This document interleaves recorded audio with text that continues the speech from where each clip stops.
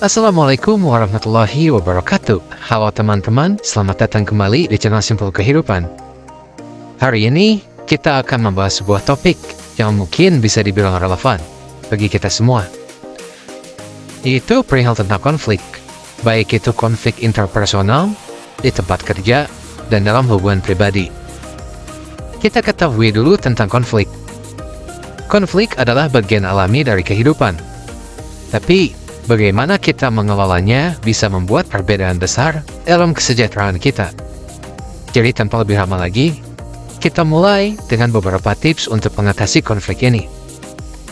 Mengenali sumber konflik, penting untuk mengidentifikasi sumber konflik yang jelas. Apakah itu karena perbedaan pendapat, ketidaksepahaman, atau masalah personal? Yang pertama adalah memahami akar masalah. Memahami akar masalah adalah langkah pertama untuk menyelesaikannya. Mengenali sumber konflik adalah langkah pertama yang penting dalam menyelesaikan konflik. Ini melibatkan pemahaman yang mendalam tentang apa yang sebenarnya memicu konflik tersebut. Dengan mengidentifikasi sumber konflik, individu atau kelompok dapat memfokuskan upaya mereka pada penyelesaian yang sangat efektif. Ada beberapa contoh konflik. Biasanya itu ada dalam perbedaan pendapat, ketidaksepahaman, perbedaan gaya komunikasi, ketidaksetaraan dalam pembagian sumber daya, atau bisa masalah personal. Dengan mengidentifikasi sumber konflik secara akurat, individu atau kelompok dapat mengambil langkah-langkah yang tepat untuk menyelesaikan konflik tersebut. Ini dapat mengakibatkan komunikasi terbuka, negosiasi, atau pencarian solusi yang memuaskan semua pihak. Selanjutnya, komunikasi terbuka dan jujur. Komunikasi adalah kunci untuk menyelesaikan konflik. Bicarakan masalah dengan terbuka dan jujur, dan dengarkan dengan penuh perhatian. Hindari menyalahkan atau menyerang. Fokuslah pada sebuah solusi yang konstruktif.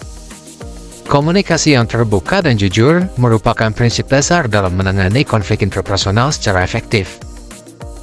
Ada beberapa penjelasan tentang kedua prinsip tersebut.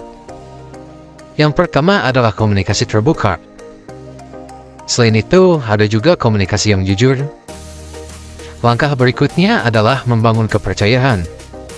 Setelah itu, menghindari eskalasi konflik. Dengan memperhatikan komunikasi terbuka, komunikasi jujur, membangun sebuah kepercayaan, dan eskalasi konflik, individu dapat menciptakan lingkungan yang mendukung penyelesaian konflik yang sangat efektif dan membangun hubungan yang kuat dan harmonis. Yang ketiga, jadilah empati. Usahakan untuk melihat situasi dari sudut pandang orang lain. Praktikan empati dan pertimbangan perasaan serta perspektif mereka. Hal ini dapat membantu menciptakan pemahaman yang lebih baik dan mengurangi ketegangan.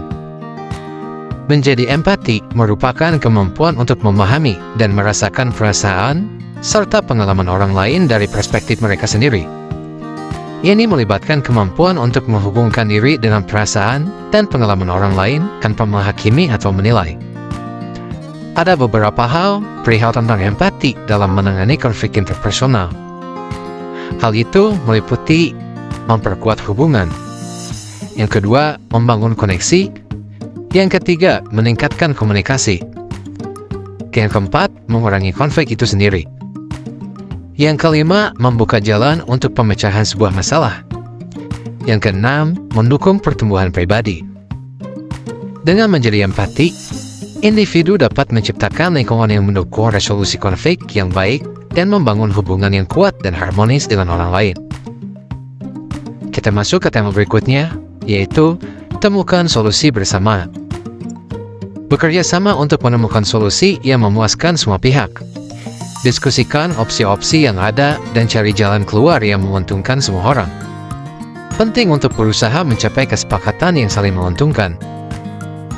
Menemukan solusi bersama merupakan proses kolaboratif di mana individu atau kelompok bekerja sama untuk menemukan pemecahan masalah yang sangat memuaskan untuk semua pihak, yang tentunya terlibat dalam sebuah konflik tersebut. Ada beberapa hal yang harus kita cermati dalam pentingnya menemukan solusi bersama dalam menangani konflik interpersonal. Yang pertama itu adalah kolaborasi. Yang kedua, pencarian solusi kreatif. Yang ketiga, pemenuhan kebutuhan semua pihak. Yang keempat, mendorong kepemilikan bersama. Yang kelima, mengurangi ketegangan. Yang keenam, membangun hubungan yang lebih kuat. Dengan menemukan solusi bersama, seorang individu atau kelompok dapat menciptakan hasil yang lebih baik, mengurangi ketegangan, dan memperkuat hubungan mereka dengan orang lain. Itulah mengapa pendekatan ini sering dianggap sebagai salah satu cara yang paling efektif untuk menangani konflik interpersonal. Bagian kelima adalah terapkan batas-batas yang sehat. Saat mengatasi konflik, penting untuk menjaga keseimbangan antara menghormati kebutuhan diri sendiri dan orang lain. Terapkan batas-batas yang sehat dan jelas, dan komunikasikan dengan tegas tetapi sopan. Menerapkan batas-batas yang sehat merupakan langkah penting dalam mengelola konflik interpersonal dan memastikan kesejahteraan, baik diri sendiri atau kesejahteraan dengan orang lain. Ada beberapa penjelasan tentang pentingnya menerapkan batasan-batasan yang sehat. Yang pertama adalah perlindungan diri. Yang kedua, memperkuat diri sendiri. Yang ketiga, mempertahankan keseimbangan antara individu dengan kelompok yang lain. Yang keempat, menjaga kesehatan mental dan emosional. Yang kelima, membangun hubungan yang sehat. Dan yang keenam, mendorong pertumbuhan pribadi. Dengan menerapkan batas-batas yang sehat, individu dapat menjaga kesejahteraan mereka sendiri, membangun hubungan yang kuat dan sehat, dan meminimalkan konflik dalam interaksi mereka dengan orang lain. Itulah beberapa tips untuk mengatasi konflik interpersonal di tempat kerja dalam hubungan pribadi. Ingatlah bahwa konflik adalah kesempatan untuk bertumbuh dan pembelajaran. Dengan komunikasi yang baik dan kesediaan untuk bekerja sama, kita dapat mengatasi hambatan-hambatan tersebut dan membangun hubungan yang lebih kuat. Jika ada yang ingin ditanyakan, silakan tulis di kolom komentar. Jika kalian ingin memberikan kritik dan saran, tulis juga di kolom komentar. Saya cukupkan video kali ini. Billahi taufiq wal hidayah. Wassalamualaikum warahmatullahi wabarakatuh.